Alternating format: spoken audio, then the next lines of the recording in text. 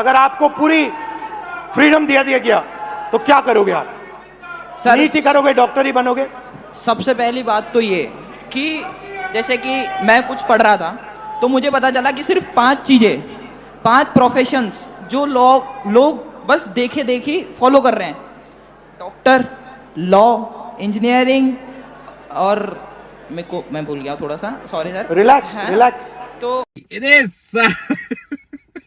तो दोस्तों, स्वागत है आपका फिर से हमारे एक और धमाकेदार वीडियो में। तो वीडियो को शुरू होने से पहले वीडियो को लाइक कर दो और चैनल को सब्सक्राइब कर लो और कमेंट में जय श्री राम का नारा भी लगा दो। तो चलिए वीडियो को शुरू करते हैं। जय Shri Ram. He's a very tough negotiator. He's one of the toughest, actually. So you look at this man. I'll give you a lesson. He's the most beautiful looking man. He looks so nice. He's like an angel. But actually, he's as tough as he's a killer. I don't want to. He's a killer. There's few people like this.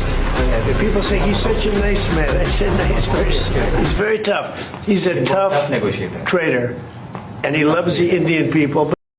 आपके सामने बहुत बड़ा challenge है। आपके पास पापा, आपको पूरी freedom दिया गया तो क्या करोगे आप?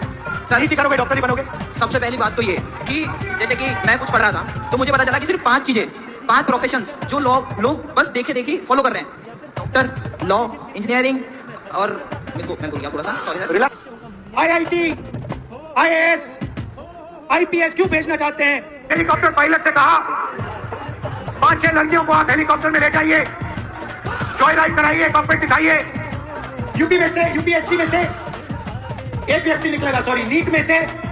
कुछ दिन पहले मैंने अखबार खोला और मुझे यह दिखाई दिया, सॉरी।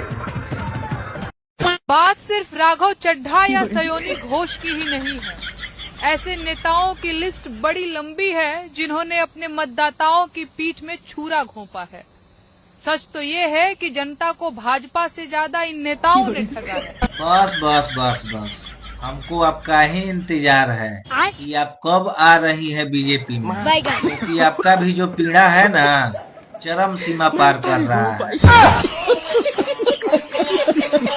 बड़ी इंटरेस्टिंग सी स्क्रीन रिकॉर्डिंग दिखा रहा हूँ कांग्रेस के ऑफिशियल इंस्टाग्राम चैनल से, इसको ध्यान से देखना। अब इनके अकॉर्डिंग एक ऐसा समय था जब भारत के पीएम सेंटर में खड़े होते थे और आज मोदी जी को देखो कैसे कोने में खड़ा कर दिया है। अब इन लोगों की बेवकूफी बताऊं, मनमोहन सिंह जी का जो वीडियो है ब्रिक्स समिट का है, इसलिए सबसे पहले ब्राजील है, फिर रशिया है, उसके बाद इंडिया है, फिर चाइना है और लास्ट में साउथ अफ्रीका है, इसलिए उसका नाम है BRICS ब्रिक्स। अभी मोदी जी G7 समिट में गए हैं जिसका पार्ट भारत है ही नहीं, और अगर उनको वहां इन्वाइट किया जा रहा है तो ये सम्मान की बात, इज्जत की बात है भारत के लिए कि उनको इतनी इंपॉर्टेंस दी जा रही है कि G7 समिट में भारत को बुलाया जा रहा है। और तुम लोगों को दिखा देता हूं, पिछले साल जो ब्रिक्स समिट हुआ था उसका ग्रुप फोटो है। कहां खड़े हैं मोदी जी? मिल गई शांति कांग्रेस वालों? इन लोगों में दिमाग की कितनी कमी है ना, ये लोग डेली सोशल मीडिया पर आकर इसका प्रूफ देते हैं।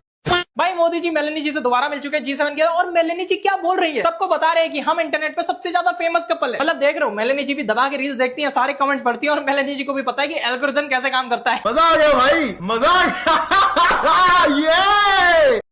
उसके बारे में पूछ रहा हूँ मैं तो भैया एक बात, भौक नहीं, ये गलत व्यवहार है। आप ये गलत लैंग्वेज यूज कर रहे हो, आप ये गलत लैंग्वेज यूज कर थोड़ी ले यार, आप तो अपने ऊपर ले रहे हो यार। आप मीडिया हो, आपका नाम बोला जा रहा है। किसको आप कह रहे हो ना, आपका नाम बोला जा रहा है? नहीं, किसने कहा? मेरे भाई ये नाम तो बोला ही, मैंने कहा कि उनके साथ दुर्व्यवहार किया गया यहाँ पे आने के बाद, और आप बोल रहे हो भाग गए। उससे सवाल पूछना दुर्व्यवहार था? नहीं, दोबारा थप्पड़ मारने का बता रहा हूँ ब्रदर, थप्पड़ मारने की वजह से भागा। हाँ, अरे तो नहीं, उसके दुर्व्यवहार हो, उसके बारे में पूछ रहा हूँ मैं तो भैया एक बात, भौक नहीं, ये गलत व्यवहार है।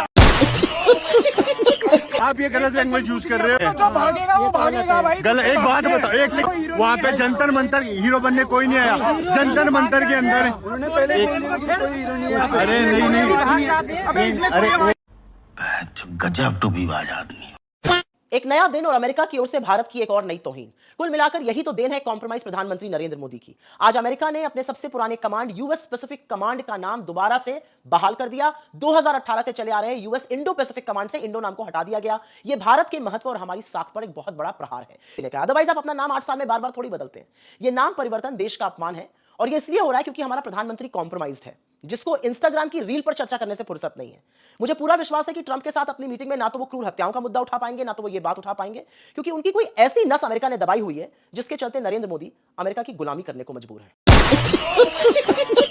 बस एक ही चीज कहना चाहता हूँ और आश्वस्त करना चाहता हूँ कि हाँ, मैं आप समर्थक रहा हूँ और मैं हूँ, लेकिन उससे कहीं ज्यादा जरूरी ये है कि मैं एक बीजेपी विरोधी हूँ। मैं आइडियोलॉजिकली बीजेपी और आरएसएस का पूरी तरह विरोध करता हूँ। अरे चमचो, अब तो इसने भी मान लिया कि ये आपका कार्यकर्ता है, लेकिन तुम तो कॉकरोच बने पड़े हो इसके चक्कर में, जो ना इधर का है ना उधर का, बिन पैंदी लोटा है भाई ये। कल को कॉकरोच ही आप है और आप ही कॉकरोच है। जय श्री राम। समझदार बनो, सतर्क बनो भाई। अब कुछ लोग कह रहे हैं कि योगी जी को लैपटॉप चलाने नहीं आता, तो मेरे भाई सुन, योगी जी को तो बुलडोजर चलाने भी नहीं आता, पर बढ़िया से चला रहे हैं ना। कहीं कमी है तो बताओ। एक दिन यूपी के डीजीपी वो मेरे पास एक फाइल लेके आए, तो मैंने कहा ये क्या है? मैंने कहा साहब जो है आप फॉरेंसिक इंस्टीट्यूट की बात कर रहे हैं, यूपी पुलिस की ही लैंड है लेकिन एक माफिया का कब्जा है। तो मैंने कहा ये तो हमारा सबसे प्रिय विषय है। तो वो हंसे, उन्होंने कहा क्या मतलब? मैंने कहा बस मुझे दे दीजिए, मैं इसको ठीक करवा देता हूँ। मैंने इधर FIR लॉन्च करवाई और फिर वहां पे अगले दिन हमारा बुलडोजर पहुंच गया था। पहली बार जब लखनऊ में उसने बुलडोजर देखा तो उसके बाद वो तुरंत आया सिलेंडर कर। उसने कहा साहब आप FIR में कुछ मत करिए, मैं पूरी लैंड गवर्नमेंट को हैंड ओवर कर रहा हूँ। मैंने कहा तो हम ले ही चुके हैं, हमारे कहने से कुछ नहीं होने वाला है। कांग्रेस के लोग अपने ऑफिशियल हैंडल से एक वीडियो शेयर करके खूब रो रहे हैं कि देखो पहले हमारे पीएम इंटरनेशनल समिट में सेंटर में खड़े होते थे, आज मोदी जी को कोने में खड़ा कर दिया जाता है। मतलब सीरियसली थोड़ा तो लॉजिक यूज कर लिया करो भाई लोग। चलो इनका ये नो ब्रेन लॉजिक आज खत्म ही कर देते हैं। जिस वीडियो को दिखाकर ये लोग छाती पीट रहे हैं ना, वो मनमोहन सिंह जी का वीडियो ब्रिक्स की इनफॉर्मल समिट का है, जो G20 के साइडलाइन में मैक्सिको में हुई थी। अब इंटरनेशनल प्रोटोकॉल का बेसिक रूल तो पता ही होगा ना कि किसी भी समिट में जो देश इवेंट को होस्ट करता है उसका लीडर सेंटर में खड़ा होता है। उस समय इंडिया होस्ट था, इसलिए मनमोहन सिंह जी बीच में थे। ये कोई स्पेशल ट्रीटमेंट नहीं था, बेसिक इंटरनेशनल रूल था। वही दूसरी तरफ मोदी जी जिस G7 समिट में गए थे, इंडिया उसका मेंबर तक नहीं है। इसके बावजूद अगर दुनिया के सबसे पावरफुल देश भारत को वहां स्पेशल इन्विटेशन देकर बुला रहे हैं और अपने बगल में खड़ा कर रहे हैं, तो इंटरनेशनल लेवल पर मोदी जी का जलवा और इस देश की इज्जत है। और कांग्रेसियों ये भी देखो कि समिट के होस्ट मैक्रॉन थे, तो नेचुरली वो सेंटर में रहेंगे। उनके एक तरफ डोनाल्ड ट्रंप थे और दूसरी तरफ मोदी जी। अब इसी से समझ जाओ कि इंडिया की इंपॉर्टेंस क्या है इंटरनेशनल लेवल पर। वैसे कांग्रेसियों अगर तुम्हारी आंखों में ज्यादा दर्द हो रहा हो तो पिछले साल की ब्रिक्स की फोटो उठाकर देख लो, वहां मोदी जी बिल्कुल सेंटर में खड़े हैं। अब मिला कलेजे को सुकून। और हाँ, जरा पुरानी G8 समिट की फोटोज भी देख लो, वहां मनमोहन सिंह जी बिल्कुल पीछे कोने में साइड में खड़े दिखाई देते थे, जहां वो ठीक से नोटिस भी नहीं हो पा रहे। तब तुम्हारा ये सेंटर वाला गौरव कहां सो रहा था भाई? साफ बात है, दुनिया में आज भारत का जो ग्लोबल स्ट्रक्चर है वो देखकर कुछ लोगों की सच में बहुत जल रही है। वैसे कांग्रेस के अल्टीमेट फोटो वाले लॉजिक पर आपको कितनी हंसी आई, कमेंट्स में बताओ और इस वीडियो को खूब शेयर करो। जब से कॉकरोच जनता पार्टी आ गई फिर ये जर्मनी तिलचट्टों को डिफेंड करने आ गई। लोगों को डिवाइड करने की कोशिश की जा रही है। कोई कह रहा है ये देखो सौरभ के पुराने ट्वीट जहां वो मोदी को सपोर्ट करता था, ये देखो अभिजीत के पुराने ट्वीट जहां वो कांग्रेस के खिलाफ लिख रहा था। लेकिन इस जर्मनी को वो ट्वीट दिखाई नहीं दिए जहां ये तिलचट्टे दिल्ली दंगों वाले उमर खालिद का समर्थन कर रहे थे। विजेता की ये वाली स्टेटमेंट देखो, क्या फर्क पड़ता है इन चीजों से? सही बात है। कश्मीर पर भारत का कब्जा है ऐसा बोलने में जाता ही क्या है? नॉर्थ ईस्ट को भारत से कट कर दिया जाए ऐसा बोलने में जाता ही क्या है? जब कोई मूवमेंट इतनी बड़ी होती है, 2 करोड़ से ज्यादा लोग उससे जुड़े होते हैं। लेकिन उस 2 करोड़ में 200 बंदे भी इनके बुलाए प्रोटेस्ट में नहीं आते। कुछ आते, जो आते हैं वो पेल के चले जाते हैं। तो जाहिर सी बात है कि अलग अलग विचारधारा के लोग उससे जुड़े होंगे। नहीं, बहुत सारे विचार नहीं है, सारे के सारे वामपंथी कीड़े हैं जो देश को कुतरना चाहते हैं। आपको पता है तृणमूल कांग्रेस पार्टी का हेडक्वार्टर जो कोलकाता में हुआ करता था तृणमूल भवन के नाम से, उसको आज खाली करवा दिया गया। और अब इसके बाद there is officially no big office left for the party in the state. अब इसके बाद आपको पूरे वेस्ट बंगाल में कहीं भी टीएमसी पार्टी का कोई बड़ा ऑफिस देखने को नहीं मिलेगा। इस बिल्डिंग को टीएमसी ने रेंट पर लिया था 2022 में और इसी जगह से सारी चीजें तय होती थी कि पार्टी स्टेट में कैसे फंक्शन करेगी। पर इलेक्शन हारने के बाद इस बिल्डिंग के ओनर ने ममता बनर्जी, अभिषेक बनर्जी को एक नोटिस भेज दिया कि वो जल्दी से जल्दी अब इस बिल्डिंग को खाली करें और इसीलिए टीएमसी को अपना हेडक्वार्टर छोड़ना पड़ रहा है। एक अजीब बात यह है कि टीएमसी का एक बड़ा ऑफिस दिल्ली में भी हुआ करता था, राजेंद्र प्रसाद रोड में, वो भी उनसे पिछले हफ्ते खाली करवा दिया गया जब उन्हीं के पार्टी के एमपी पार्थ भौमिक उनको छोड़कर गए। इसके बाद ना स्टेट में टीएमसी के पास कोई ऑफिस है ना दिल्ली में कोई ऑफिस है। और अगर ऐसे में अगर टीएमसी पार्टी के लोगों को मीटिंग कोई करनी हो तो उनके पास 2 ही जगह बचती है, या तो ममता बनर्जी का घर या अभिषेक बनर्जी का घर। ये सारी मीटिंग्स अब से वहीं हुआ करेंगी। और इसलिए मैं बोलूंगा फिर से कि मेरी उंगली से वोट का निशान देखिए अब तक नहीं गया, पर टीएमसी पार्टी जिसने 15 साल स्टेट में राज किया उसका नामो निशान बिल्कुल अब स्टेट से उठ चुका है। ये लो जी, मार्केट में एक नई दीदी आई है, सॉरी बाबा सीर आया है। पहले ये वीडियो देखिए दीदी का, फिर विस्तार से कह के लेंगे इनकी। धार्मिक होने से ज्यादा शिक्षित होना जरूरी है, ओके? नहीं तो लोग दूध छोड़कर दूध पीने को भी परंपरा कहते हैं। कॉकरोच का सिंबल। फंस गई दीदी यहाँ पर। दीदी शिक्षा की बात कर रही है, इतनी लंबी लंबी लाइन मार रही है, मतलब चार्ट पेपर पे लिख के आई है, लेकिन धार्मिक की स्पेलिंग देखो एकदम गलत है। और इस बार 2029 के चुनाव में कौन आएगा? मोदी? और क्या? अबे तू कब से मोदी करने लगा? मैं तो मोदी करता हूँ हमेशा। मैं चाहता हूँ मोदी आए अगली बार भी। अबे पर क्यों?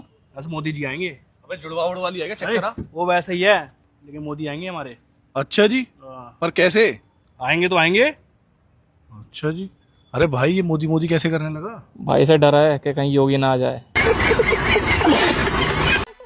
बिना चुनाव के नेहरू 5 साल और इंदिरा गांधी 2 साल प्रधानमंत्री बनी रहीं और इनकी 2 कौड़ी की औलादें संविधान, लोकतंत्र और वोट चोरी पर हमें ज्ञान दे रही है। मुझे तुरंत और उचित एसपीजी सिक्योरिटी प्रदान की जाए। यदि मेरी सुरक्षा सुनिश्चित नहीं की जा सकती तो मैं अमेरिका जाने के लिए मजबूर हो जाऊंगा। एक ही रैप्टा में बेचारी की ना ऐसी पुकपुकी हो गई, इसके कान के जो ना सीटी बजे होंगे, आपका कान में ना गूंज रहा होगा कि रैप्टा इसे बोलते हैं, मर्द का रैप्टा। बेचारा कह रहा मैं तो वापस अबे चला जा। पहली बात तो तुझे बुलाया किसने था, ठीक है। और दूसरी बात ये जो तू गंद और ये जो आंदोलन के नाम पे लोगों को भड़का रहा है, तो तेरे बाप ने भी यही काम किया था, ठीक है। केजरी ने यही काम किया था। वाकई भी देख कैसे जुत्ते पड़े थे उस टाइम में, अब तेरे भी ऐसे जुत्ते पड़ रहे हैं, ठीक है। देखो भाई, जनता सब जानती है, ठीक है। मेरे चाचा जी की नहीं कभी हिम्मत हुई किसी ने टच करने की, ना मेरे मोदी भाई की। अब तुम जैसे कॉकरोच, नाली के कीड़े, मच्छर को तो ऐसे करके मारते हैं ना, पिचका देते हाथ में, तुम जैसे कॉकरोच चप्पल से मारते। तो भाई कहने का तात्पर्य इतना है, कल का जाता अभी जा, नहीं तो ऐसा ना हो नेक्स्ट आंदोलन में कुछ और हो जावे, ठीक है। देसी थप्पड़ जिसे बोलते ना रैप्टा, कान में गूंज गया, तो हिल गया अंदर तक। सुनने में सिस्टम ही फेल हो गया। तो दोस्तों, अगर आप भी एक सच्चे सनातनी हो तो वीडियो को लाइक जरूर करना और ऐसे ही धर्म से जुड़ी सच्ची बातें सुनने के लिए चैनल को सब्सक्राइब जरूर करना। मिलते हैं अगली वीडियो में, तब तक के लिए जय श्री राम।